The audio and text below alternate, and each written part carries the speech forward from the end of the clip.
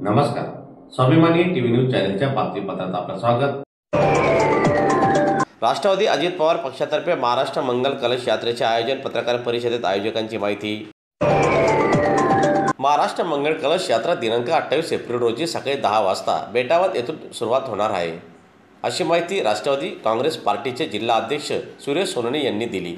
साक्री रोडवरील धुळे जिल्हा मराठी पत्रकार संघाच्या भवनात आयोजित पत्रकार परिषदेला जिल्हा अध्यक्ष सुरेश सोनवणे, धुळे शहर जिल्हा समन्वयक गणेश जाधव, राष्ट्रवादी युवक काँग्रेस जिल्हा अध्यक्ष सुमित पवार, कुणाल पवार उपस्थित होते. दरम्यान बेटावद येथून महाराष्ट्र मंगळ कलश यात्रा सुरू होणार आहे.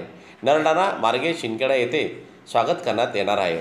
यानंतर दोंडाच्या येथे स्वागत करण्यात येणार असून सारंगखेडा येथील दत्त मंदिर दर्शन व नंदुरबार जिल्ह्यातील 3 वाजता प्रवेश करणार आहे. उत्तर काशी प्रकाशा येथे स्वागत करण्यात येणार असून नंदुरबारमध्ये यात्रा गेल्यावर शहीद शिरीष कुमार यांच्या स्मारकास मानवंदना देण्यात येणार आहे. यानंतर दोंडाच्या मार्गे चिमठाणे येथील क्रांती स्मारकाकडे 5:30 वाजता क्रांती स्मारक येथे मानवंदना देण्यात येणार आहे. सायंकाळी 7 वाजता धुळ्यात आगमन होणार असून खान्देश कुलस्वामिनी आई एकविरा मातेचे दर्शन व कलश यात्रेचा मुक्काम धुळ्यात होणार आहे. तर 29 तारखेला सकाळी 8:30 वाजता लडिंग किल्ला येथे दर्शन, 9 वाजता रोकडोबा हनुमान मंदिर दर्शन व पूजा, 10 वाजेला नाशिक येथे प्रयाण, झोडगा येथे 10:30 वाजता नाशिक जिल्ह्यात प्रवेश करणार असल्याची माहिती आयोजकांनी पत्रकार परिषदेत दिली.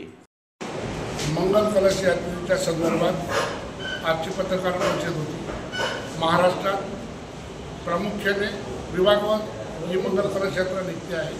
उत्तर महाराष्ट्रामध्ये 27 तारखेला महाराष्ट्र मंगल कलश यात्रेची सुरुवात होऊन 28 तारखेला धुळे जिल्ह्यात बेटावद तिथं भव्य प्रमाणात स्वागत करण्यात येणार असून बेटावद, नरडाणा, शिंदखेडा, सारंगखेडा, प्रकाशा, नंदुरबार, चिमठाण्यावर एकविरा माता, धुळे 28 तारखेला ही मंगल कलश यात्रा धुळ्याला मुक्कामाला असेल. 29 तारखेला लडिंग डोंगरी किल्ला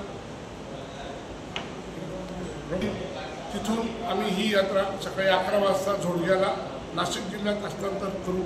महाराष्ट्र मंगल कलश यात्रेचं उद्दिष्ट 65 वर्षाची निर्मिती, महाराष्ट्रामध्ये झालेली प्रगती, विविध मुख्यमंत्र्यांच्या काळात कुठल्याही पक्षाच्या सर्वपक्षीय या महाराष्ट्राची जडणघडण ही नवीन पिढीला व्हावी, त्या विभागातील पवित्र नद्या, संगम, मंदिरं, स्मृतिस्थानं, गडकिल्ले या सर्वांची माहिती तरुणांना आणि जनतेला एकत्रितरित्या पुस्तक रूपाने प्रसिद्ध करून ती जनतेला माहिती व्हावी, त्या दृष्टीने राष्ट्रवादी काँग्रेसचे कैलासवासी यशवंतराव चव्हाण साहेबांचे विचार आणि आचार पुन्हा नवीन पिढीला प्रामुख्याने समजून घ्यावे आणि त्यांना माहिती पडावं या दृष्टिकोनात ही मंगल कलश यात्रा आहे.